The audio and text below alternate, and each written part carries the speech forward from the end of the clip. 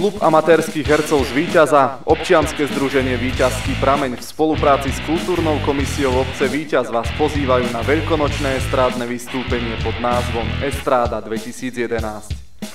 Už 5. pod vedením Jozefa Majerníka sa zišiel kopec mladých a talentovaných ľudí, ktorí vám chcú ukázať, aký dôležitý je pre život humor. Na programe sa budú podieľať hudobné skupiny Termostat, Kométa a Šroťáci. Klub amatérskych hercov z Víťaza vás rozosmeje pri natáčaných aj hraných scénkach a vtipoch. Samozrejme nebude chýbať improvizácia naživo a nevydarené scény z natáčania. Na veľkonočnú nedeľu 24.